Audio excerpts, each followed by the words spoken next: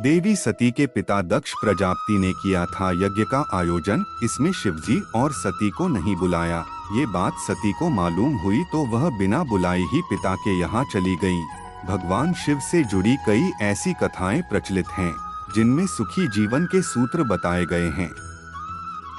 यहाँ जानिए शिवजी और माता सती से जुड़ी एक ऐसी कथा जिसका संदेश ये है कि कभी भी किसी के घर बिना बुलाए नहीं जाना चाहिए और जीवन साथी की सही बात को नजरअंदाज नहीं करना चाहिए। शिवजी और माता सती से जुड़ी ये कथा कई ग्रंथों में बताई गई है। कथा के अनुसार जब देवी सती ने शिवजी से विवाह किया तो देवी के पिता प्रजापति दक्ष इस वजह से बहुत क्रोधित थे। वे शिवजी को पसंद नहीं करते थे। एक बार प्रजापिता दक्ष ने हरिद्वार में भव्य यज्ञ आयोजित किया।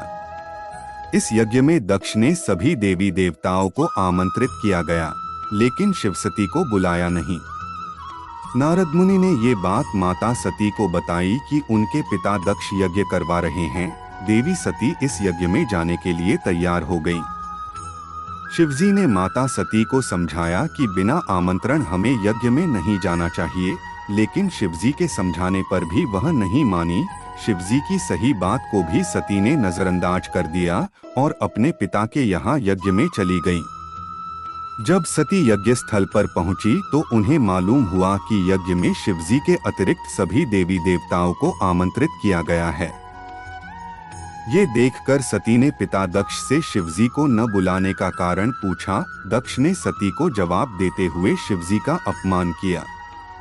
शिवजी का अपमान सती से सहन नहीं हुआ और उन्होंने हवन कुंड में कूदकर अपने प्राणों की आहुति दे दी। जब ये बात शिवजी को मालूम हुई तो वे बहुत क्रोधित हुए। इसके बाद शिवजी के कहने पर वीरभद्र ने दक्ष का सिर काट दिया।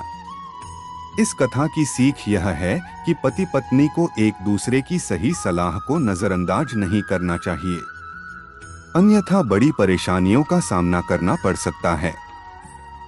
कभी भी किसी के घर बिना बुलाए नहीं जाना चाहिए, वरना अपमानित होना पड़ सकता है।